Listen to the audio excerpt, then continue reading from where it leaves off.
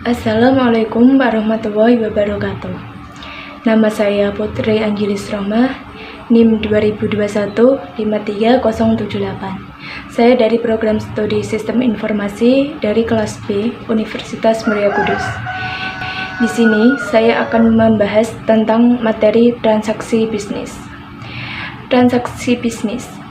Dalam akuntansi, transaksi bisnis atau dikenal juga sebagai transaksi keuangan adalah segala kegiatan yang dapat diukur dengan uang dan berdampak pada posisi keuangan suatu perusahaan.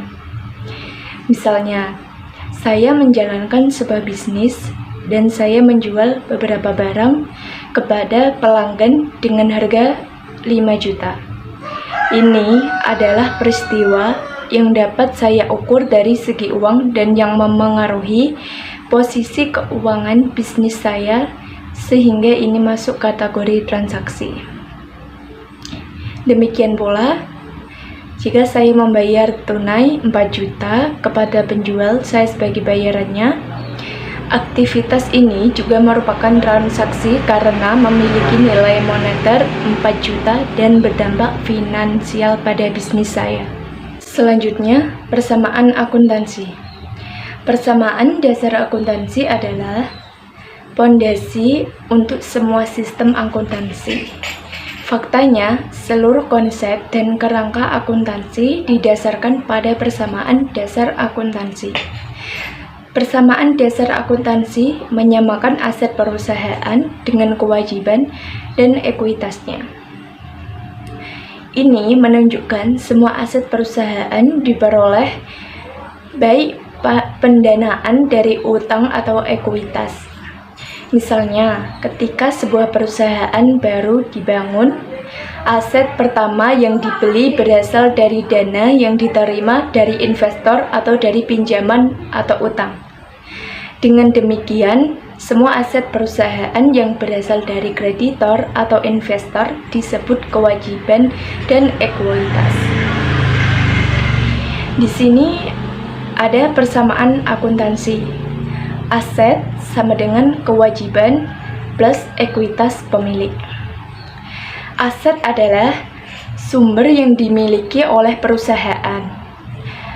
Kewajiban adalah kreditor yang mencerminkan utang perusahaan.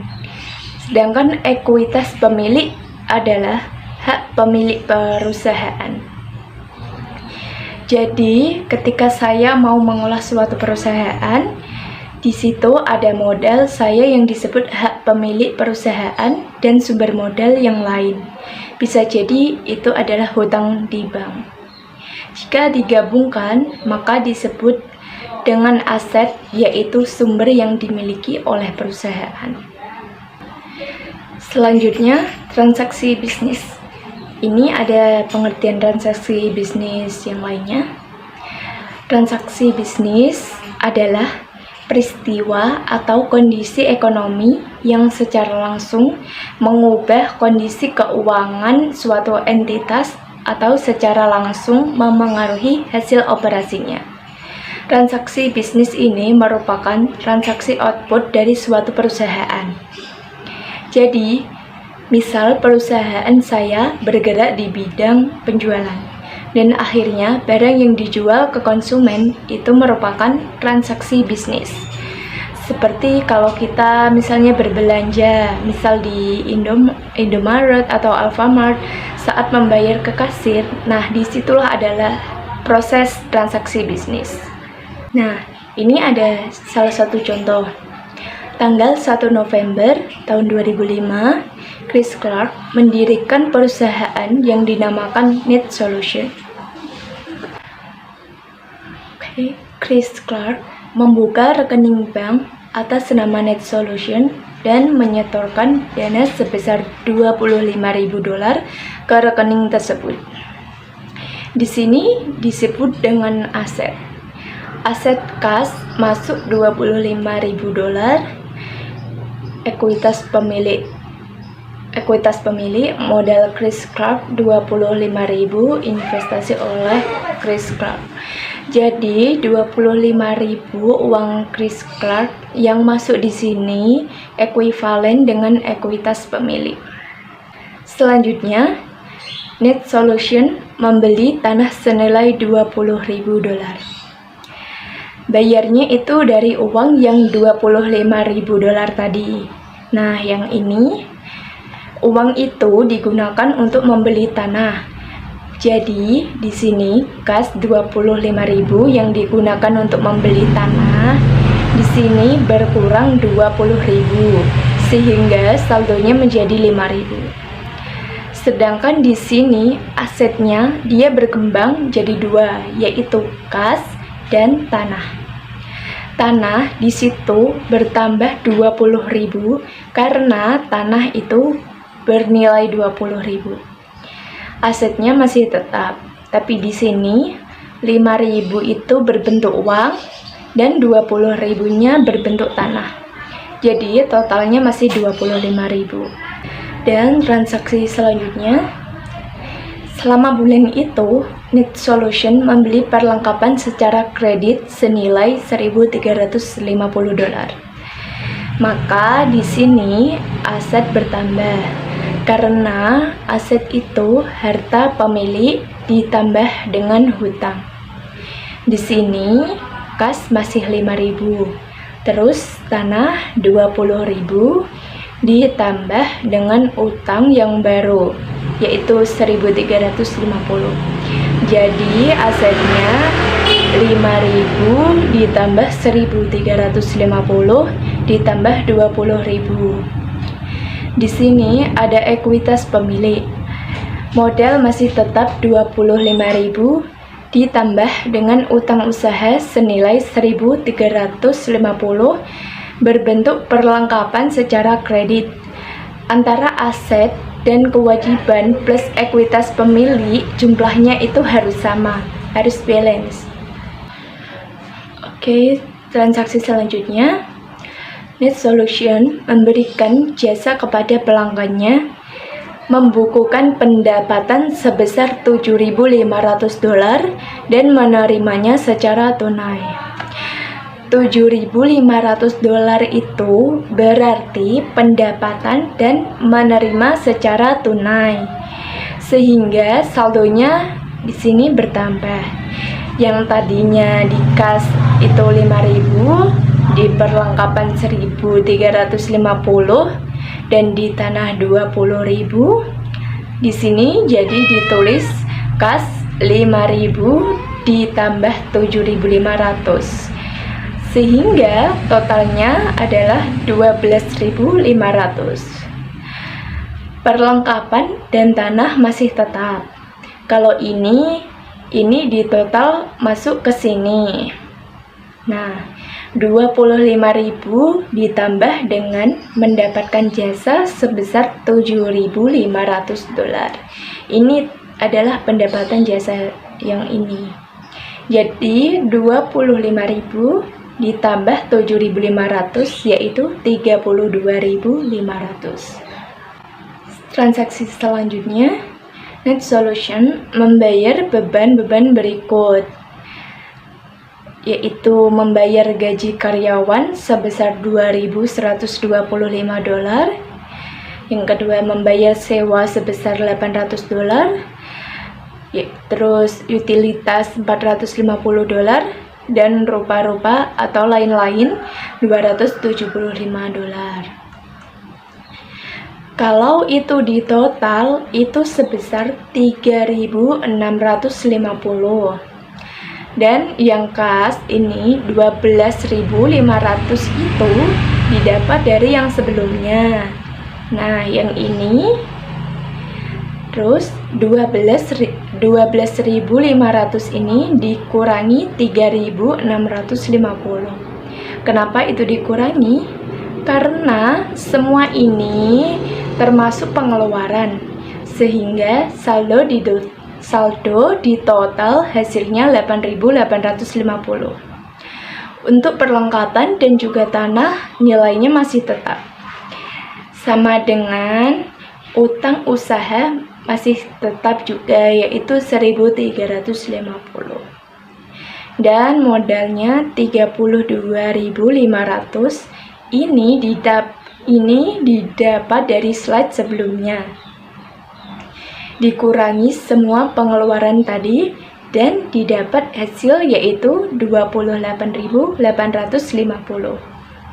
Oke, selanjutnya adalah dampak transaksi terhadap ekuitas pemilik.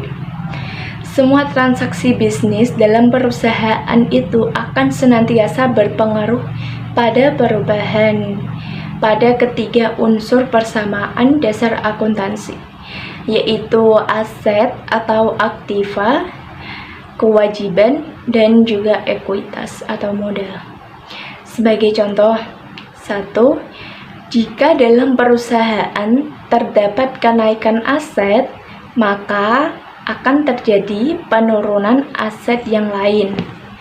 Dan juga akan ada kenaikan kewajiban dan akan terjadi kenaikan ekuitas. 2. Jika perusahaan membuat transaksi pembelian secara tunai, maka perlengkapan bertambah dan kas berkurang.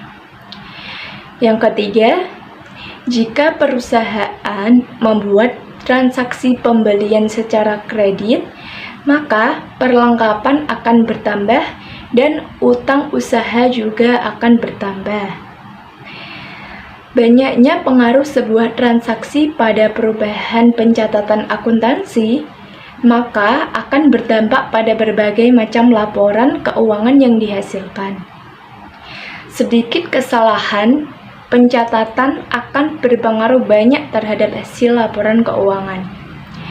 Untuk menghindari kesalahan pencatatan transaksi bisnis berulang, maka ada baiknya mulai menggunakan software akuntansi online seperti jurnal. Masih dalam dampak transaksi terhadap ekuitas pemilik, jadi di sini harta ini akan berkurang ketika ada penarikan dari pemilik dan akan bertambah jika ada pendapatan atau investasi pemilik. Pengeluaran dan pendapatan ini selisihnya itu disebut dengan laba bersih. Apa sih laba bersih itu? Jadi, laba bersih itu adalah laba yang didapatkan setelah dikurangi pajak. Lebih detailnya, laba ini adalah keuntungan yang didapat dari jumlah selisih pendapatan dan biaya-biaya yang sudah dikurangi pajak. Selain itu, ada yang menyebutnya laba sebelum bunga, pajak, dan depresiasi. Pada intinya, penggunaan istilah tersebut untuk memperjelas dari mana laba tersebut diperoleh. Misalnya, pada istilah laba sebelum bunga dan pajak, laba ini diperoleh dari hasil keuntungan sebelum dikurangi biaya bunga dan pajak. Istilah-istilah yang berbeda ini sangat membantu para manajer dan investor untuk menentukan keputusan bisnis ke depannya melalui berbagai perhitungan ratio keuangan. Laba ini dihitung berdasarkan transaksi yang benar terjadi pada periode tertentu. Laba diperoleh dari aktivitas usaha seperti jual beli barang. Dalam sektor perdagangan, keuntungan disebut laba. Sedangkan sektor investasi, keuntungan lebih dikenal dengan nama profit. Selanjutnya, laporan akuntansi yang disebut laporan keuangan menyediakan rangkuman informasi kepada pemilik. Apa sih laporan keuangan itu? Jadi, laporan keuangan itu adalah catatan informasi keuangan suatu perusahaan pada suatu periode akuntansi yang dapat digunakan untuk menggambarkan kinerja perusahaan tersebut. Laporan keuangan merupakan bagian dari proses pelaporan keuangan di mana biasanya sering dilakukan audit oleh lembaga pemerintah, akuntan, firma, atau lembaga lainnya dengan tujuan untuk memastikan akurasi dan untuk tujuan pajak, pembiayaan, atau investasi.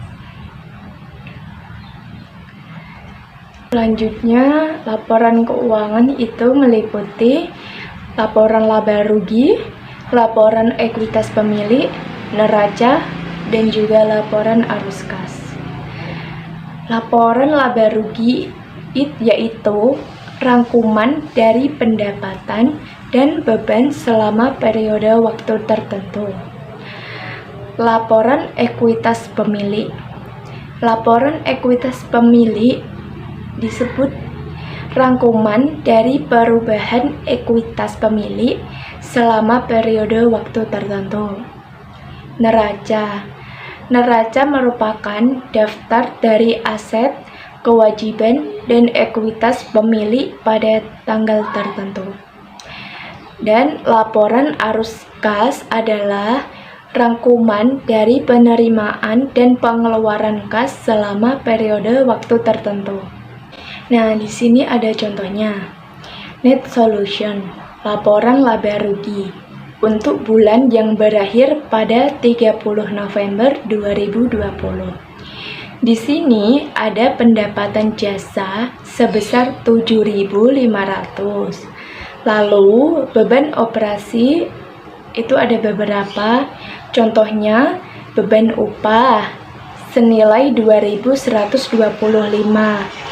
Beban sewa 800, beban perlengkapan 800, beban utilitas sebesar 450, dan beban lain-lain sebesar 275. Dan total beban operasinya semua ini yaitu 4.450. 4.450 ini adalah total dari beban operasi. Sehingga laba bersihnya yaitu 3.050. 3.050 ini hasilnya didapat dari pendapatan jasa dikurangi jumlah seluruh beban operasi. Jadi 7.500 dikurangi 4.450 dan hasilnya yaitu 3.050. Selanjutnya, ketika neraca menampilkan kewajiban dan ekuitas pemilik di bawah aset, maka bentuk laporan yang digunakan. Bentuk laporan itu merupakan neraca yang cocok apabila digunakan untuk mengetahui perkembangan perusahaan, di mana bentuk neraca ini disusun ke bawah atau vertikal dengan aktiva di atas dan pasiva di bawah. Oke, cukup sekian yang hanya bisa saya sampaikan. Kurang lebihnya mohon maaf.